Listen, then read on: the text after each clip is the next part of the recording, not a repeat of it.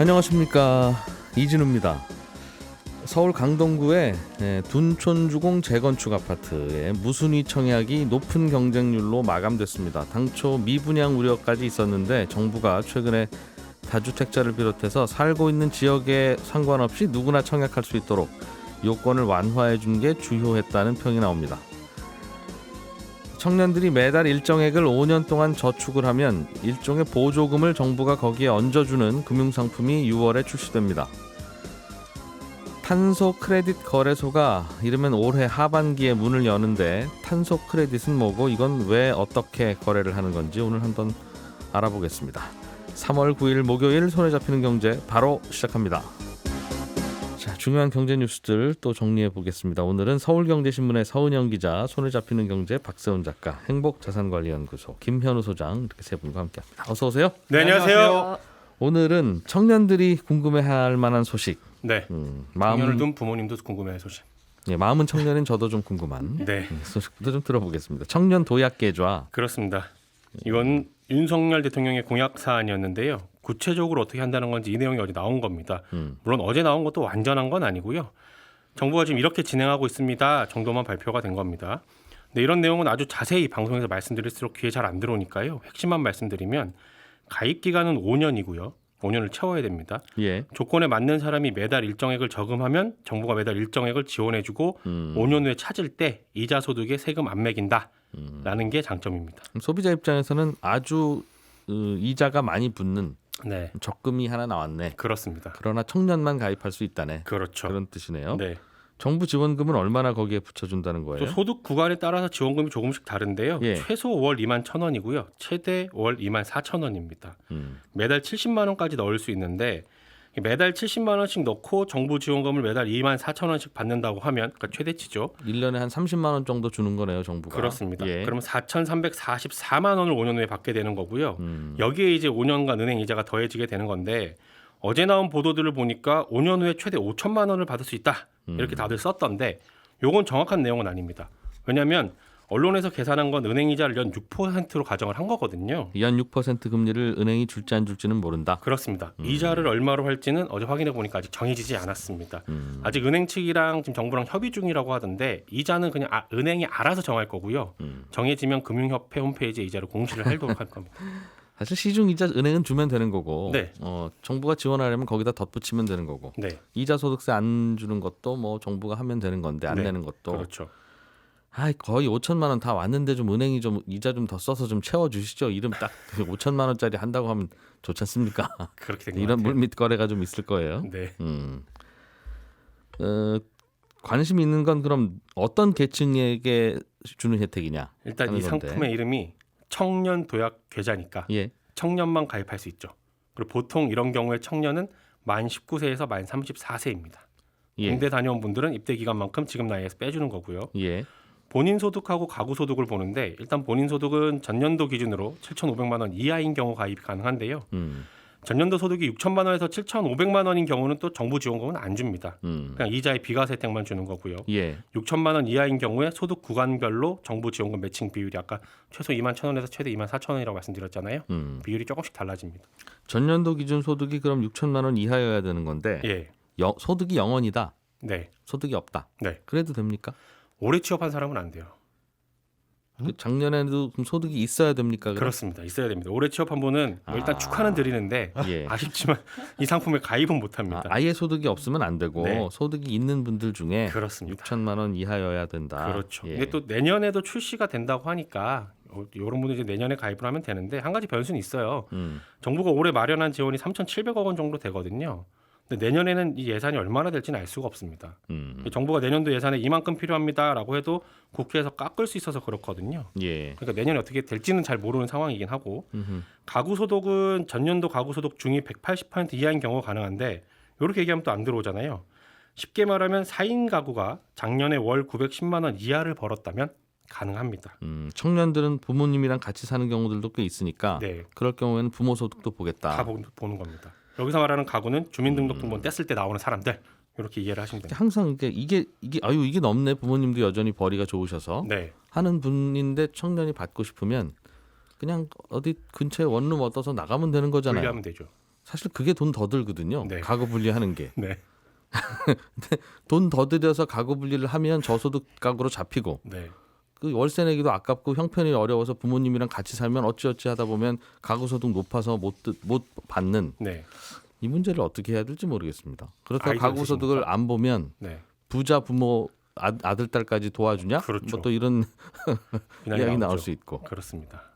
거참. 아무튼 조건은 이렇습니다. 예. 이거 그럼 재원이 정해져 있다고 말씀 주셨는데 그렇습니다. 선착순이에요? 선착순입니다. 조건에 맞으면 먼저 가서 하는 게 유리합니다.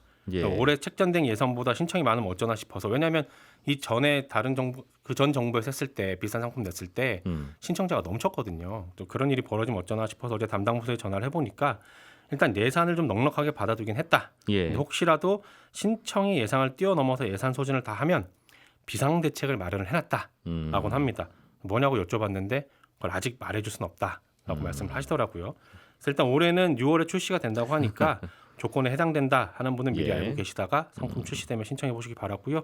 저희도 그때 가서 다시 한번 또 한 번 더 말씀드리겠습니다. 짚어주시죠. 네. 알겠습니다. 청년 도약 계좌 조금씩 구체화되고는 있네요. 네, 서은영 기자님, 네. 서울 강동구의 옛날 둔촌 주공 아파트를 재건축하는 아파트. 네, 맞습니다. 새로 아파트 이름이 분명히 있는데 네, 다들 그냥 익숙하지가 계속 않습니다. 둔촌 주공이라고 부르는 네네, 포레온인데 아. 네, 잘 귀에 안 들어오죠. 그 네. 아파트. 일단은 좀 청약 받고 나서 좀 남은 물량이 있어서 네. 이거는 이제 청약 통장이든 뭐 다주택이든 관계없이 아무나 와서 사세요. 그러니까 아무나 와서 구입하실 수 있습니다. 네. 그랬더니 대체로 다 팔렸다는 모양이에요. 네, 뭐 소위 이제 줍줍이라고 하죠. 무순위 청약의 물량이 나온 건데 사실 이번에 풀린 물량이 아주 작은 평수들이긴 했어요. 전용 29에서 49제곱미터 정도니까 뭐 작기도 하고 좀 초소형 평형치고는 그런데도 좀 가격은 좀 비싸다. 뭐 제일 작은 평수 뭐 29제곱미터 같은 경우에는 원룸인데 5억이 넘으니까 좀 많이 비싼데라는 생각이 좀 들 수밖에 없는 가격이거든요. 그래서 네. 흥행까지는 좀 어렵지 않겠냐 이런 관측도 있었는데요. 경쟁률이 무려 46대 1이었고 4만 명 넘게 전국에서 몰렸으니까 반응이 상당히 뜨겁긴 했습니다. 말씀하신 대로 규제 완화 효과가 분명히 있었던 건 맞는데 이렇게 얘기하면 일부는 맞고 좀 일부는 틀린 얘기가 되긴 할 것 같아요. 왜냐하면 지난달 이제 말부터 어디에 살든 뭐 집이 있든 없든 만 19세 이상이라면 누구나 무순위 청약 물량에 청약할 수 있게 해주는 예. 규제 완화가 이루어졌거든요. 그래서 이 전국에서 청약 신청이 몰려든 건 분명히 맞습니다. 이 규제 완화 효과 때문에. 그 전까지는 왜 미계약분 청약하려면 무주택자여야 되고 해당 지역에 살고 있었어야 됐거든요. 근데 이제 실상을 좀 들여다보면요. 이 예. 청약 신청하신 분들 상당수가 이미 규제 완화가 돼서 베팅을 했다기보다는 앞으로 규제 완화가 될 가능성에 베팅을 하신 분들이다. 이렇게 좀 설명할 수 있을 것 같아요. 이번에 그 남은 물량 사신 분들이 네. 규제가 풀려서 아유 나도 해당되네 하고 산 게 아니라 네. 앞으로 규제가 풀릴 수 있으니까 산 네. 거다? 풀릴 거다 이렇게 생각하면서. 네. 무슨 말이에요 그게? 네, 이 문재인 정부 당시에 이제 바짝 조여놨던 이 대표적인 분양 관련 규제를 좀 꼽아보면요, 네. 전매 제한, 뭐 실거주 의무, 취득세 중과, 중도금 대출 한도 설정 뭐 이렇게 네 가지 좀 꼽을 수 있을 것 같아요. 네. 근데 이 중에서 전매 제한이랑 중도금 대출 한도 축소 관련 규제는 지금 완화되고 있고 완화가 될 확정이 됐습니다. 그런데 이제 나머지 취득세 중과와 실거주 의무 완화는 추진하겠다고 밝힌 거지 아직 시행이 된 게 아닙니다. 그러니까 이게 되게 많은 분들이 좀 헷갈려하실 수밖에 없는데요. 네. 이게 당연히 법이 개정되겠지 생각하고 만약에 청약을 넣은 분들이라면 개정이 끝내 불발됐다? 그럼 이때는 좀 낭패를 보실 수도 있을 것 같아요. 아 지금 다주택자 취득세 중과하는 것도 네, 폐지하고 네. 아파트 새로 분양받으면 반드시 들어가 살아야 되는 거. 시멘트만 조금 마르면 집 주인이 들어가서 살아야 네, 되는 네, 세 주면 그렇습니다. 안 되는 네. 그런 규제도 아직 살아 있다. 네, 아직 살아 있습니다. 이게 아. 법 통과가 안 됐는데요. 이게 왜 헷갈려 하시냐면 작년 이제 12월 21일에 이 정부에서 발표를 했습니다. 그러니까 저희 앞으로 규제 완화할 거고요. 그리고 또 연초되니까 규제 완화 될 거니까 기대하세요라는 내용의 이제 기사들이 나왔는데 이제 딱 제목만 읽으신 분들은 네. 올해부터 이제 규제가 풀렸구나라고 생각을 하시는 분들이 굉장히 많은 거예요. 근데 이제 문제는 이번에 이제 공급된 무순위 청약 물량이 다 소형 평수라고 말씀을 드렸잖아요. 근데 야, 이거 쉽고 많은 분들이 당첨됐으면 여기 들어가서 살아야 된다는 뜻이에요. 그러니까요. 그러니까 이게 실제로 살려고 하는 사람들보다는 이거 좀 분양받아가지고 전월세 줘볼까 이렇게 네. 생각하시는 분들이 꽤 많이 들어왔을 거라는 관측이 나오거든요. 그러면 지금 말씀하신 대로 만약에 진짜 대가족이다. 그러면 이게 원룸 많아야 투룸인 집인데 예. 일단은 들어가서 2년 동안 살아야 되는 상황이 되는 거예요. 당첨되신 분이 네, 그래서 이게 법 통과가 일단은 뭐 2025년 1월이 이제 입주 예정 시기니까 그 전까지만 통과돼서 이제 시행이 되면 됩니다만 그럼에도 혹시라도 이게 만약에 통과가 안 된다. 그러면 이 의무 규정이 굉장히 걸림돌이 될 수 있다라는 거죠. 문제는 이제 더 애매한 상황이 좀 이제 예상이 된다는 건데요. 아까 네. 제가 전매 제한 규제는 풀렸다고 말씀을 드렸잖아요. 근데 이제 관련 시행법 예고 입법 예고 기간이 끝나서 이달 중에 이제 전매 제한 같은 경우에는 풀립니다.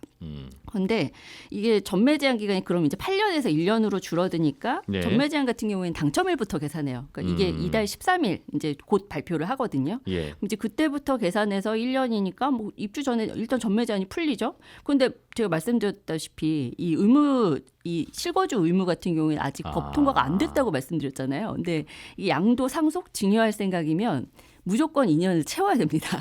근데 집을 살 때 양도 네. 상속 증여를 안 할 분은 없잖아요. 상속 증여 안 할 수 있는데 그렇죠. 살다 보면 죽을 수도 있으니까 상속은 저절로 되는 거고 내 의견과 네. 무관하게. 네. 이 집은 영원히 안 팔 집이라는 게 존재하지 않잖아요. 어쨌든 소유권은 반드시 바뀌게 되어 있고 그 전에 이제 2년을 무조건 당연히 채워야 되죠. 그래서 지금 보면은 전매 제한은 하실 수 있어요. 그러니까 뭐 살 생각 없으시면 그냥 파세요라고 하지만 실상 팔려면 2년은 살아야 된다.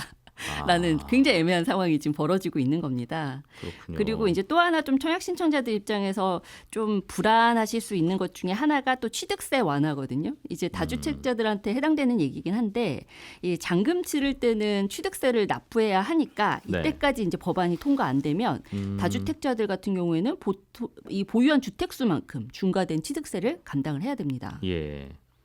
그런데 아직도 이게 국회 통과가 안 돼 있으니 네. 자칫하면 국회 분위기에 따라서는 내년에 입주할 때도 이 법 통과 안 돼 있을 수도 있고. 네. 다들 지금 이제 불안한데 이제 원래는 2월 국회에서 뭐 논의되겠지 해서 정부에서도 계속 이제 드라이브를 좀 걸었는데 예. 사실 논의조차 지금 안 되고 있거든요. 그러니까 좀 자꾸 차일피일 미뤄지니까 좀 불안하신 분들 많을 것 같아요. 이제 특히나 이제 작년 12월에 왜 정부가 이제 규제 방안 내놓으면서 잔금 지급일이 2022년 12월 21일 이후라면 소급 적용해 줄게요. 그러니까 불안해들 하지 마세요. 막 이렇게까지 좀 발표를 했었는데 이것도 법 통과가 돼야 소급 적용이 되는 거거든요. 그래서 지금 현재로서는 일단 이 다주택자들이 이제 조정 대상 지역 가가지고 이제 투자했다 뭐 이러면은 8% 세율 지금 8% 적용받고 있는데 나중에 이제 이게 풀리면 이 법 통과가 되면 기본 세율 1에서 3% 적용해주겠다라는 게 지금 골자거든요. 그러니까 근데 일단 지금은 1에서 3%라고 생각하고 부동산 갔다가 갑자기 8%입니다. 일단 8% 내고 나중에 법 통과되면 그때 돌려받으실 수 있으니까 뭐 걱정하지 마세요라는 얘기를 들어도 일단 8% 내야 된다라면 이게 워낙 거래 액수가 크기 때문에. 네. 다들 이게 안 됐단 말이야라고 좀 굉장히 이제 헷갈려하시고 당혹스러워하시는 분들 아직은 잔금 치를 때는 안 됐으니까 네. 좀 기다려봐야 되겠습니다만 여러 식구 사는 분이 당첨됐는데 실거주 하라고 하면 그게 제일 참, 걱정입니다. 참 그러네요. 네, 29제곱미터 뭐 그럼 아버지 명의로 당첨됐으면 아버지만 그쪽에 전입신고하고 거기서 혼자 사시면 되는. 네. 혼자 살기 딱 좋은 평수라고는 합니다만. 네, 관심 있으신 것 같은데요. 아닙니다. 고민이 좀 되시겠네요. 예. 그렇습니다. 아유, 저런 고민 할 수만 있으면 좋겠다 하는 분들이 많으니 네. 뭐라고 할 수는 없습니다만 아무튼 어느 쪽이든지 정책을 좀 빨리 가리마를 타줘라. 네, 그 말이죠. 그렇습니다. 네. 예. 자, 알겠습니다. 김현우 소장님. 네. 탄소 크레딧 거래소라는 게 올 하반기에 우리나라에서 생긴다는데 네. 탄소 크레딧은 관심이 없지만 거래소가 생긴다고 하니까 이건 뭐 또 돈 벌 기회가 있나 싶어서 관심이 좀 생기긴 합니다. 네. 뭐예요 이게? 뭔지는 알고 사고 팔아야 되겠죠. 예. 이 탄소 크레딧이라는 거는 탄소 배출권의 한 종류인데요. 탄소 배출권은 말 그대로 탄소를 배출할 수 있는 권리입니다. 그러니까 기업이 생산 활동을 하면 온실가스를 배출하게 되잖아요. 예. 정부에서는 대상 기업별로 1년 동안 배출할 수 있는 이 탄소의 양을 정해 놓습니다. 그리고 그만큼 그 온실가스를 배출하려면 할당량만큼의 탄소 배출권이 필요한데 일종의 그 탄소 쓰레기 봉투라고 보시면 돼요. 종량제 유료 탄소 쓰레기 봉투. 네. 그런데 유료지만 정부에서 한 90에서 100%는 무상으로 주기도 하고요. 부족하거나 뭐 이런 것들은 거래 시장에서 기업들이 사거나 아니면 입찰을 통해서 구매를 합니다. 네. 할당량보다 적은 탄소를 배출하게 되면 그만큼 쓰레기 봉투 아껴서 이월할 수가 있고 또 반대로 넘쳐서 배출하면 추가적으로 이 쓰레기 봉투를 사야 되는 거죠. 시장에서. 그렇습니다. 그런데 이런 할당량에 대한 배출권은 규제적인 성격을 갖고 있어서 이런 시장을 규제적 탄소 시장 또는 뭐 할당량 시장 이렇게 부릅니다. 반면에 탄소 크레딧은 뭐냐면 이 자발적 탄소 시장이라는 곳에서 거래되는 배출권인데 요거는 쓰레기 봉투라기보다는 약간 쓰레기 제거 장치의 개념이에요. 그러니까 온실가스를 제거하거나 줄이는 프로젝트를 수행하면 온실가스를 1톤 감소할 때마다 1크레딧을 생성을 해줍니다. 그러니까 예를 들어서 선진국이 개발도상국에 뭐 나무를 심는 사업을 수행을 한다거나 아니면 폐플라스틱을 재활용하는 사업을 뭐 한다거나 이런 것도 다 해당이 되고요. 아니면 자체적으로 우리는 제품을 만들었는데 뭐 반도체 회사 같은 경우는 기존보다 전력을 절반 정도밖에 소모 안 합니다. 그래서 탄소를 덜 씁니다. 이런 것들도 넓게 보면 다 해당이 됩니다. 그럼 신청을 하면 어이구 그러네 잘했네 그러면서 크레딧을 준다는 거죠? 그렇습니다. 그래서 100크레딧이다 그러면은 100톤의 이 배출을 줄이는 거죠. 제거했다. 네, 제거한 네. 걸로 보는 거죠. 예. 그래서 이런 탄소 크레딧 거래소라고 한다면은 이 크레딧을 거래할 수 있는 뭐 주시장 같은 거고요. 그런 그렇게 시장인 받은 거고. 크레딧을 네. 그럼 그렇게 받은 크레딧을 탄소 많이 배출하는 기업이 사서 그렇죠. 자기들 탄소 배출권으로 쓸 수도 있고. 맞습니다. 그럼 지금까지는 기업들끼리 거래하는 거는 있었는데 네. 이번에는 착한 일 하면 크레딧을 주는 제도를 새로 하나 만들었다. 예전부터 있었는데 우리나라에서는 그 인증기관이 사실상 뭐 민간 기업 하나 정도만 있었고 그래서 대한상공회의소에서 조금 규모를 크게 해가지고 해외처럼 우리도 하겠다라는 거고 제도는 있었는데 네, 거래소뿐만이 아니라 그걸 인증해주는 사업도 같이 하겠다 하반기에 이렇게 밝혀놓은 상태인 겁니다. 인증해주는 쪽이 없었으면 그동안 참 잘했어요 도장도 아무도 안 찍어줬을 거고 해외에서 찍었습니다. 해외에서 도장 받아서 네. 그럼 굿잡 도장이었겠네요. 그 갖고 와서 우리나라에서 팔면 됐는데 네. 우리나라에서도 이제 찍어준다. 네, 참 잘했어요로 찍어주도록 만들겠다라는 겁니다. 그렇군요. 어디서 한다고요? 이게 두 가지입니다. 이제 국제기구에서 하는 게 있고 민간에서 하는 게 있는데 유엔 기후변화 협약의 주관하에 이제 선진국에서 아까 개발도상국에 투자해가지고 뭐 나무 심거나 이러면은 찍어주는 도장이 있는 거고요. 지금 앞으로 상공회의소가 하겠다는 건 민간 중심으로 인증해주고 발행하는 크레딧입니다. 이런 민간 인증기관들은 유엔에서 일단 인증을 해줘야 이런 활동을 할 수가 있는 거고요. 주로 지금은 해외에 있는데 뭐 미국의 베라라는 업체하고 스위스의 골드 스탠다드라는 두 곳이 전체 발행량의 92%를 차지하고 있으니까 거의 전부라고 볼 수가 있어요. 이렇게 해서 온실가스 저감 사업을 통해서 실제로 탄소 배출이 얼마나 되는지는 제3자를 통해서 입증을 해야 되고 네. 그 증거를 가지고 증명을 하게 되면 이 민간 인증기관에서 그래 참 잘했어라고 도장을 찍어주는 이 크레딧을 발행을 해주는 거죠. 그러니까 크레딧에는 또 고유 번호가 매겨져서 거래소에서 유통되고 관리되다가 마지막 구매자가 저 이만큼 탄소 배출한 거 깎아주세요라고 요청하면 그때 이제 소멸되는 그런 실수요자가 크레딧 실수요자 그러니까 크레딧 탄소 실수요자. 많이 배출하는 공장 같은 데서 사서 그렇죠. 이게 쓰레기 봉투 대신으로 쓰겠다 우리. 네. 그러면 우리는 100만 톤 썼는데 뭐 10만 톤 깎아주세요. 그렇게. 그럼 10만 톤이 깎이는 거죠. 지금까지는 진짜 뭐 전력회사나 철강회사들이 탄소 배출을 줄이려면 네. 무슨 친환경 설비 사다 놔야 되고 엄청나게 돈이 많이 들 텐데 그렇습니다. 그냥 그러지 말고 여기서 그냥 참 잘했어요 도장을 한 10대 개 사다 그걸로 대체해도 된다. 맞습니다. 그 말이군요. 예. 이게 어떻게 보면 그러면 그냥 쓰레기 봉투만 있으면 되지 뭐 그것까지 해라고 하면 이런 제도가 있기 때문에 참여를 더 유도를 할 수가 있는 거예요. 예. 그러니까 지금까지는 이게 모든 기업에 해당되는 건 아니거든요. 탄소 배출권에 대한 부분이. 그러다 보니까 이 할당 대상이 아닌 곳들, 그러니까 예. 쓰레기 봉투를 안 사도 되는 기업 같은 경우에는 사실 이런 탄소 저감에 대한 활동을 유도를 할 수가 없었습니다. 뭐 의무도 아닌데 이렇게 생각을 할 수가 있는 거죠. 그러다 보니까 이 탄소 크레딧이라는 걸 만든 건데 이렇게 되면은 다른 기업들의 적극적인 이 참여도 유도를 할 수가 있는 거죠. 그러니까 해외 사례를 보면 두 가지 정도로 나눠볼 수가 있는데요.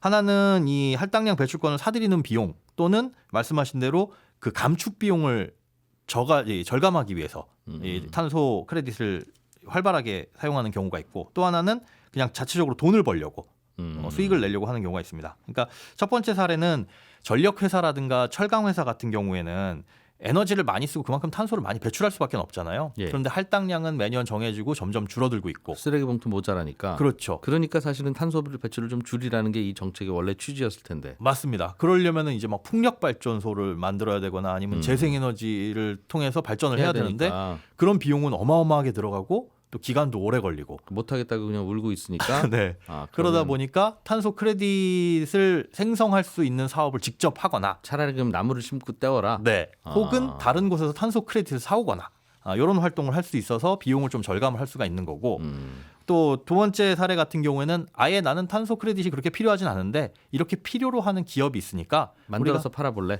만들어서 팔아서 이걸로 수익을 내보자. 아하. 그러면 불필요한 기업들도 탄소 크레딧을 생성을 해서 뭐 개발도상국에 나무 심어가지고 하든 아니면 뭐 재활용 사업을 열심히 하든 그렇게 해가지고 만들어내면 수익을 창출할 수 있으니까 다른 기업들까지도 이런 사업에 참여를 할 수가 있다는 거죠.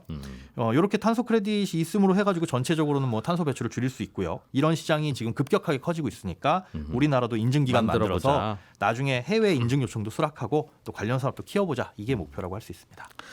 근데 이게 실제로는 환경을 줄이고 탄소를 줄이는 가장 좋은 방법은 네. 소비를 안 하는 거잖아요. 그러니까 예를 들면 제가 입는 옷 이거 지금 10년째 입고 있다. 근데 김현우 소장님은 엊그제 파란 옷 사더니 오늘 또 샀잖아요. 지금 아닙니다. 새 옷 입고 왔잖아요. 그러면 네. 뭐라고 하는 게 아니라 10년째 이 옷을 입고 있는 이진우한테도 네, 참 잘했어요 도장을 줘야 되는 거 아닙니까? 아니면 뭐 어제 책상이 하나 필요했는데 중고 거래를 했다 새로 안 사고 네. 그럼 줘야 되는데 네. 그런 거 줍니까? 이거는 참 잘했어요고 이거는 별로 안 잘했어요를 무슨 기준으로 정할 거냐? 그렇게 따지면 방글라데시나 어려운 나라에 사는 국민들은 다 참 잘한 건데 소비를 잘 안 하니까 네.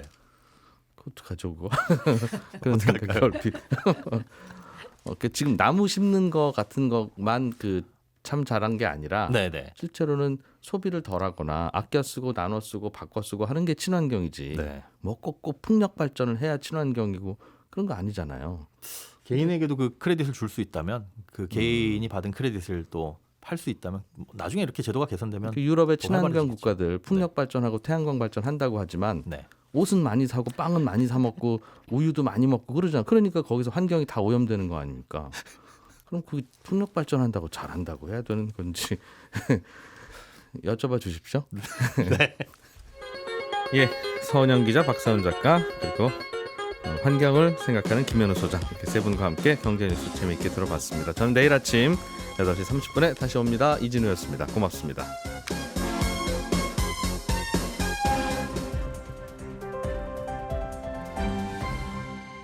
경제를 생각하는 사람들의 즐거운 습관. 이진우의 손에 잡히는 경제.